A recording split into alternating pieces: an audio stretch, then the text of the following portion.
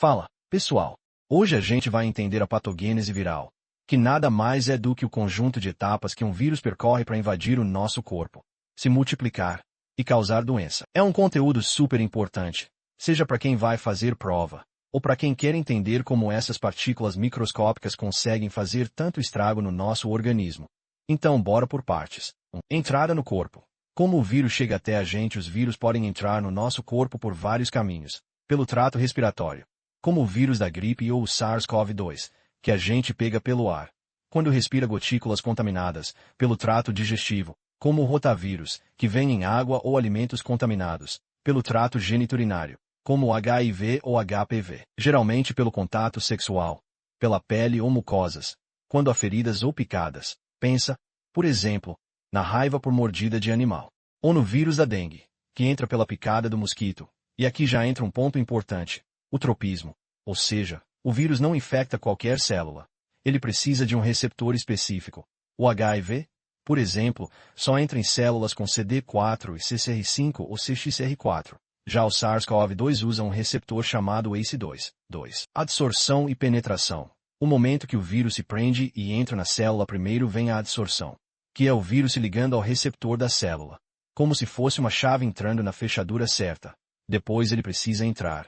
E isso pode acontecer de alguns jeitos. Se for um vírus envelopado, ele pode fundir o envelope com a membrana da célula e liberar o material genético. Ou pode usar um processo chamado endocitose, onde a célula engole o vírus achando que é algo bom. E tem os bacteriófagos, que injetam o genoma direto. Isso é mais comum em vírus que atacam bactérias. Desnudação. Hora de soltar o material genético depois que ele entra. O vírus precisa liberar o genoma dentro da célula. Esse processo se chama desnudação. Isso pode acontecer por fusão de membranas, ou por clivagem de proteínas, principalmente em estruturas chamadas endossomos. 4. Replicação do genoma viral. Como ele se multiplica agora que o genoma está solto? Ele começa a se replicar. E o jeito como isso acontece depende do tipo de genoma. Segundo a classificação de Baltimore, se for um vírus de DNA de fita dupla, como o herpes, ele usa o núcleo da célula para se replicar. Se for DNA de fita simples, como o parvovírus, ele faz uma fita complementar antes de transcrever. Para vírus de RNA, a história muda. Os de RNA de fita positiva já funcionam direto como mRNA. É só traduzir. Os de RNA de fita negativa, como o vírus da gripe, trazem sua própria enzima para transcrever. Os de RNA de fita dupla, como o reovírus, também precisam da própria maquinaria. E os retrovírus, tipo o HIV, fazem o RNA virar DNA com a transcriptase reversa, e esse DNA se integra no genoma da célula. 5. Síntese de proteínas virais. Construindo o vírus, aqui a célula começa a fabricar proteínas do vírus. Primeiro as não estruturais, como enzimas, depois as estruturais, que vão formar o capsídeo e o envelope. Algumas proteínas ainda passam por modificações, como a glicosilação no retículo e no Golgi. 6. Montagem e maturação. O vírus vai ganhando forma com genoma e proteínas prontos. O vírus começa a ser montado. Isso pode acontecer no citoplasma ou no núcleo.